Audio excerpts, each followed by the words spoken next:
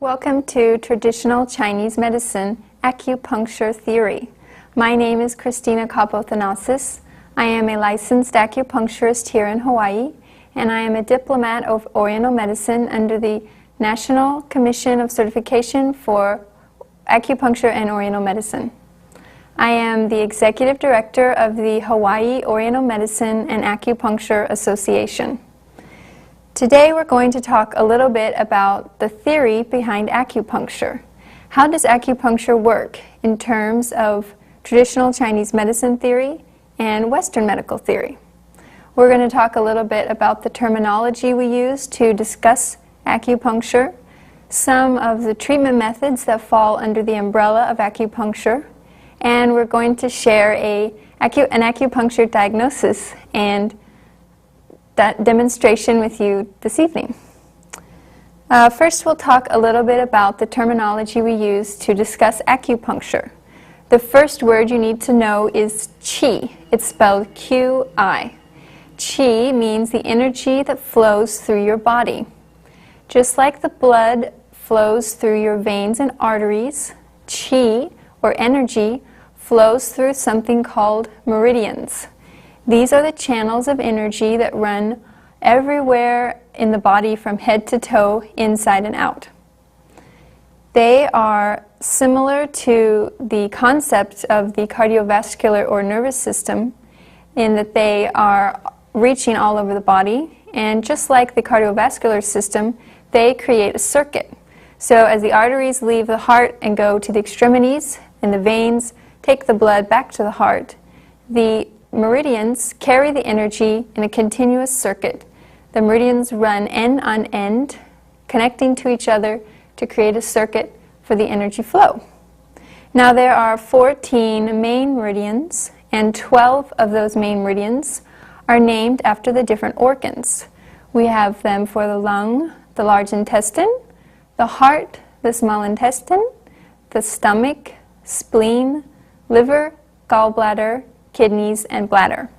We also have two organs that aren't considered organs in Western medicine. One is the pericardium, and the pericardium is the muscle around the heart. The other is called sanjiao in Chinese, or the triple burner, translated into English.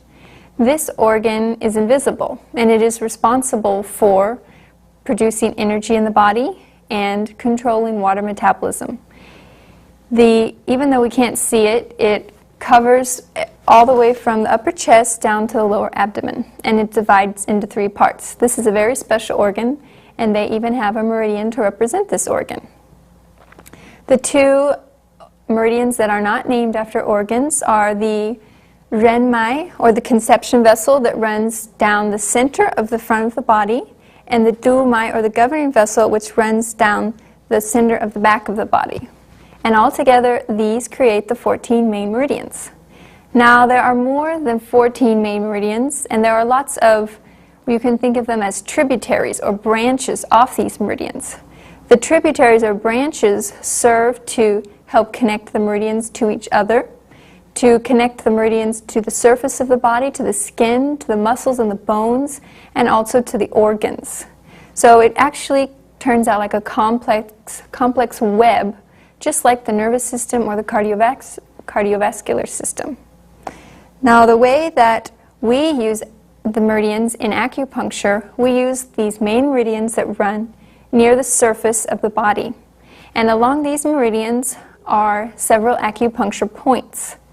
These acupuncture points have been discovered over the years, hundreds and hundreds of years of evolution of this ancient form of medicine. And there are 365 points on the body. And that is on one side of the body, because the point here on this hand is a mirror image on the other hand, the same point. So there's 365 points from the middle line over. So there are quite a few points to choose from on the body for diagnosis and treatment of illness. If we look at a picture of the body and the meridians that cover the body, as you see here, you can see that the meridians cover head to toe, front to back, on the sides, inside the arms and legs, and out. And all the little dots that you see on the screen are the names of the different acupuncture points. Now, if we take one point and one meridian and separate it out, we can see that on the left side of the screen, this is the lung meridian. The lung meridian starts here at the shoulder and it runs down the inside of the arm all the way to the thumb. At the hand, at the base of the thumb, there is a little branch that comes and runs to the index finger. And this is how it connects to the next meridian on the circuit, which is large intestine. The large intestine meridian runs up the outside of the arm, through the shoulder, up the side of the neck, across the face, and stops at the other side of the nose.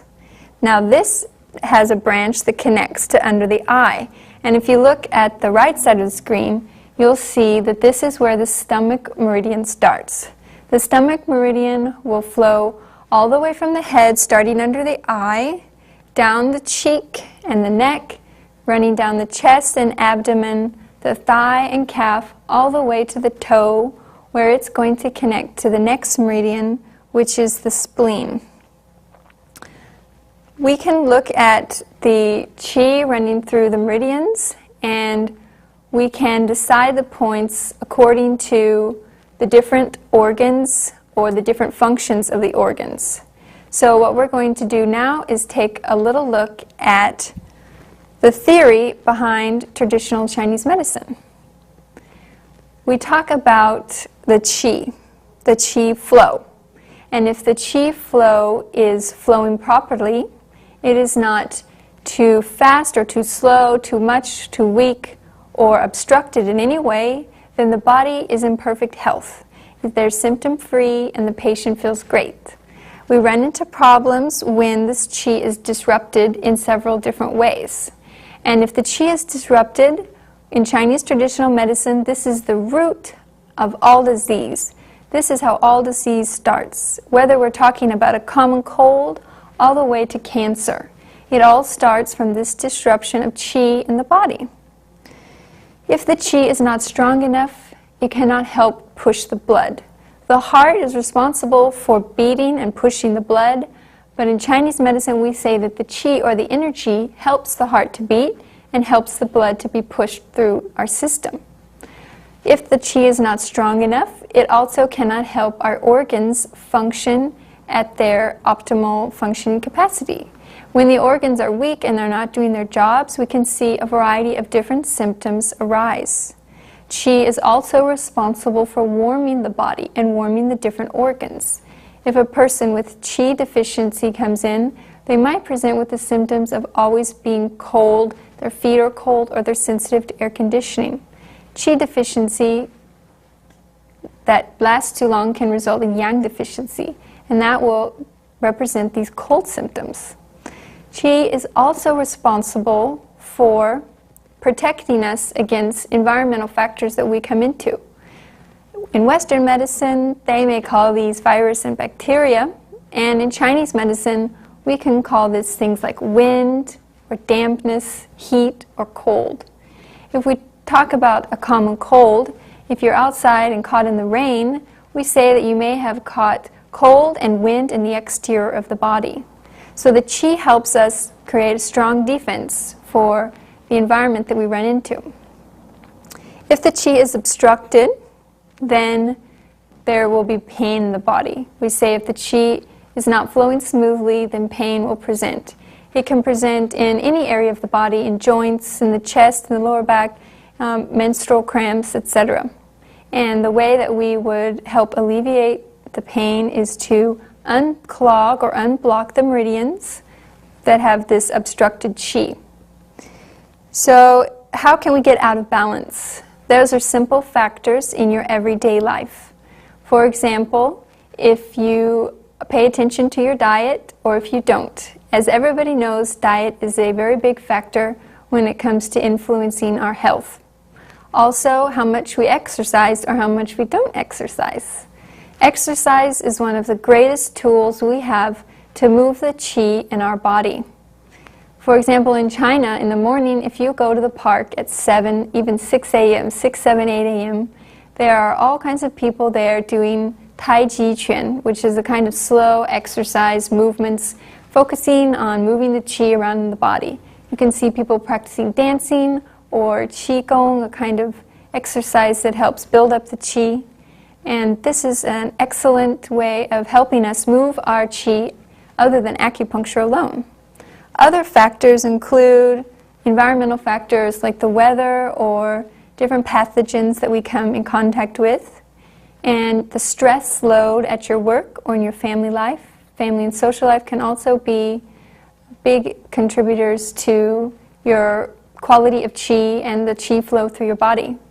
When we are under a lot of stress, we say that the qi stagnates in the liver, and that can cause a myriad of problems. Stress is a huge causative factor in disease. And lastly, we say in Chinese medicine, just as they do in modern Western medicine, that the genes that are passed down from your parents, your constitution as we call it, is another factor that will influence how healthy or unhealthy you are in this lifetime. So what happens is the qi flow maybe starts to diminish or be obstructed in different parts of the body or in different organs and systems. At the beginning, you may see a few symptoms, but you may not recognize them as symptoms, or you may brush them off as just feeling slightly uncomfortable.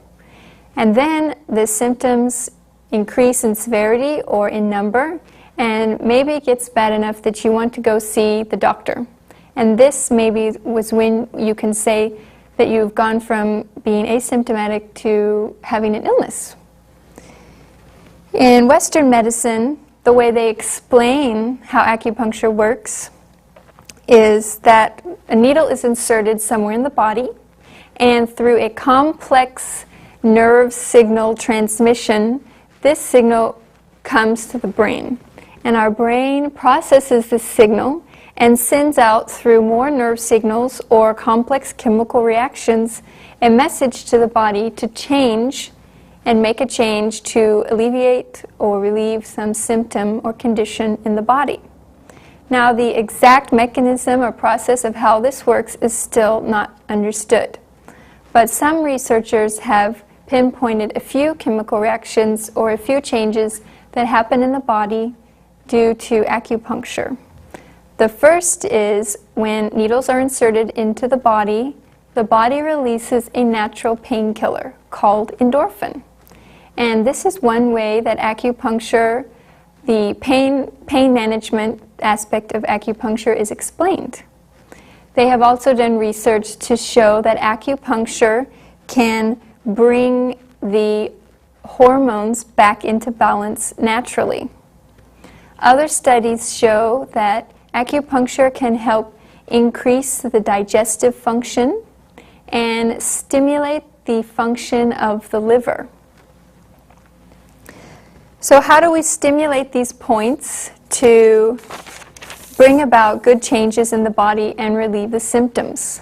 The umbrella of acupuncture actually includes several types of treatment methods. And the most common type of treatment method is acupuncture with stainless steel needles that are inserted into the acupuncture points. But we can also stimulate the points in several other types. Acupuncture needles that are fine stainless steel needles being the first, and Tui Na, which in Chinese means push and pull. It's a kind of massage. Some people call it acupressure. It's used, in this picture you can see, on a baby, because the baby's qi reacts very well to Tui Na massage. Their qi is so sensitive that Tui Na massage is enough to alleviate some of their symptoms or conditions without inserting acupuncture needles. Babies don't tolerate needles very well. So acupuncture and acupressure are two methods of stimulating the points. We can also see here cupping. Cupping is done sometimes with glass globes and sometimes with plastic cups. The glass globes they use fire to swirl around in the cup for a couple seconds and then place it on the body. This helps suck out the oxygen and create the actual suction mechanism of the cup. And the plastic cups use a gun to suck the air out. It feels like you're pinching a big piece of skin. It doesn't hurt. Next we can see moxibustion.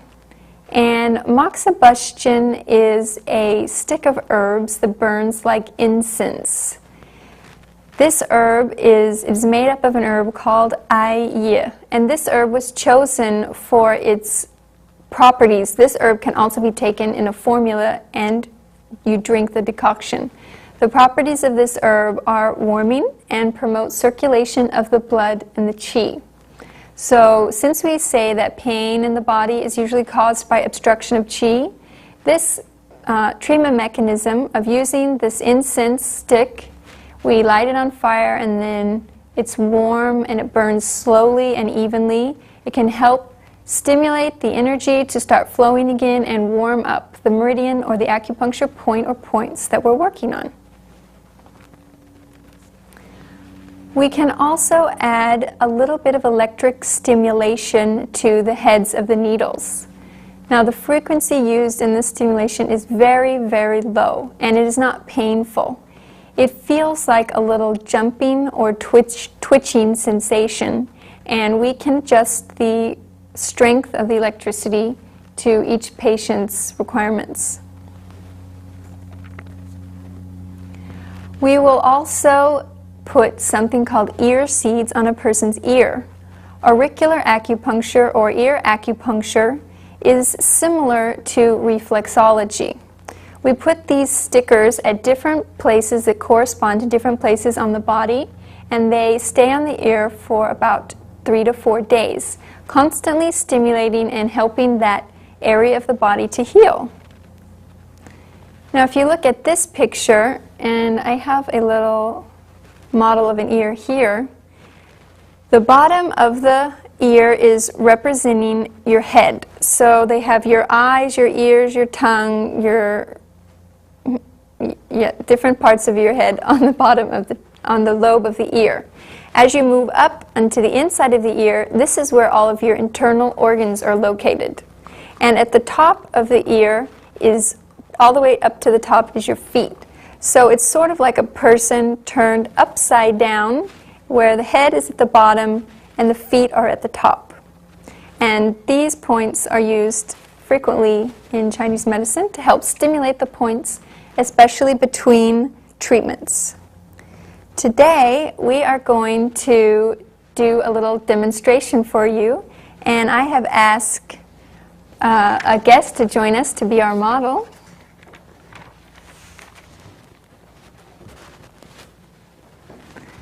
This is my partner, Nathan Kai Hongzhen. He is a fellow acupuncturist.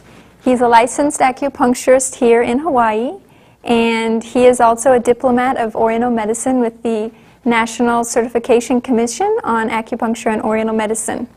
He is also a director on our board of members at the Hawaii Oriental Medicine and Acupuncture Association. Thank you for being our model today. My pleasure. Aloha, everyone. So today we're going to help Nathan with his supposed shoulder pain. When we talk about shoulder pain, we will first do a diagnosis and decide what kind of shoulder pain he has. Because in previous sessions we've talked about the differential diagnosis that we use in Chinese medicine. Shoulder pain is the first level of diagnosis, and then we have to see what kind of shoulder pain he has. So today we're going to say that Nathan has a red tongue with yellow coating, and he has aversion to heat. He has loose yellow stools, and when I touch the joint, it is quite warm. We're going to say that he has a hot kind of shoulder pain versus a cold kind of shoulder pain or a damp or deficient kind of shoulder pain. what we're going to do today is we're going to start with a couple needles. And as I go along, I'm going to explain how I'm choosing the points. Now, first of all, I'd like to just mention that acupuncture, you should feel a little sensation when you are needling the patient. If you press on the top of your forearm and you squeeze down in here, you'll feel a sore or expanding kind of feeling. You can feel on your shoulder, on your forearm now. If you just press right in here, you should feel this kind of sore feeling. Now, this is what we expect to see when we do the needles. We do the Chinese style of acupuncture, so we go a little bit deeper than the Japanese style. I first disinfect the points, and our needles are stainless steel and disposable. We only use them once, and then we throw them away. First of all, I'm going to pick 2 points in the area of the shoulder pain here. These points are chosen locally. Yeah, he says that he feels the soreness already. That's good. That means that his qi is good.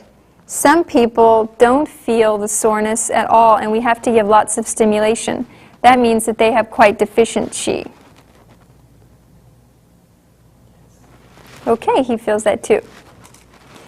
So these 2 points are chosen at the point of the pain, at the point of the uncomfortable or condition. If Nathan had a cough, we might choose points here in the chest, in the front, or the back. If he had abdominal discomfort, we might choose points here locally where the intestines and stomach are located. But for today's purposes, he has shoulder pain, and we are focusing here. Another way that we pick points is by the meridians. So we're going to pick points that flow through the shoulder. This point here, called Qu Chi, is along the large intestine meridian. And this meridian will run right up through the shoulder and through the neck. This is helping to unclog the obstruction in the shoulder and relieve the pain. This also has the function of clearing heat and dampness from the body. And we say that most shoulder pain, in addition to heat, has a mixture of dampness and wind in the body. So this point will help take care of the dampness and the heat. Now, another way that we pick points is by the function. This one is going to help circulate the blood. And when we have any kind of pain, we say that there is some kind of stagnation in the body. So this point is excellent for increasing the circulation in not only the qi, but also the blood. In addition to those functions, it clears the heat and is going to boost his qi, give him a little more energy. So all of these, this will be like boosting the immune system a little bit. This one is also going to go help unclog because this meridian runs right through the shoulder. We leave the needles usually for about 20 minutes. Now, I'm not going to put this needle in his leg today, but the last way that we pick points is called experiential points.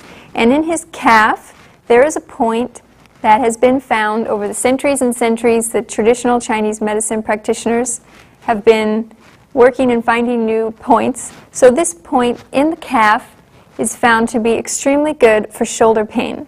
And even though it is way down there in the leg, it has extremely beneficial effects for the shoulders. So we will pick points all over the body, not necessarily just at the point of pain, and that will give more beneficial treatment for the patient. After we take the needles out, we might also use some of these cups on some of the acupuncture points. Excuse me. Now I'm using the gun style and not the fire style, and these will stick on here for about 5 minutes. We use this to further stimulate the points, get the blood circulating, and help take out wind from the joints. After we take these off, you may have a slight bruise, but that bruise usually goes away in 2 to 3 days, and that is quite normal. And in Chinese medicine, they say the more purple the bruise is, the more wind and dampness we need to get out of the body. If Nathan had a cold type of shoulder pain or lots of dampness in the joints, we might use moxibustion, the incense stick that we would light on fire, and we would possibly attach it to the head of the needle, or possibly just hold it near to the needle and use a spiral motion. We can also run along the meridians to help unclog them, and this will work to warm the meridians and promote circulation. Of course, today I have not lit this on fire, but I'm just using it for demonstration purposes only. We might also attach a little electricity to the head of the needle and send a very small frequency into the body. And at the end of the session, we would take an ear seed, 2 or 3 possibly in each ear, and we would stick it on the point where his body is out of balance. These are so sticky. Okay. Excuse me, I can't get this. Okay, so we would take this point and we would stick it on the ear. This is where the shoulder is located. And he can press on this in between treatments to stimulate the healing of his shoulders. We might also put it on the spleen or a point for heat, and this will help him in between sessions to work 24 hours a day to help him repair. So then we would take out the needles, and when we take the needles out, we throw them away, we never use them again, and we hold a little bit to keep the qi in the body. So that concludes our acupuncture demonstration for today. Thank you, Nathan, for being our model. Thank you. And if you have any questions, you can call us at 808-221-9814. Next time, we will be having a guest speaker come in and talk a little bit about exercise and posture and how it affects your health. Mahalo for tuning in today, and until next time, aloha.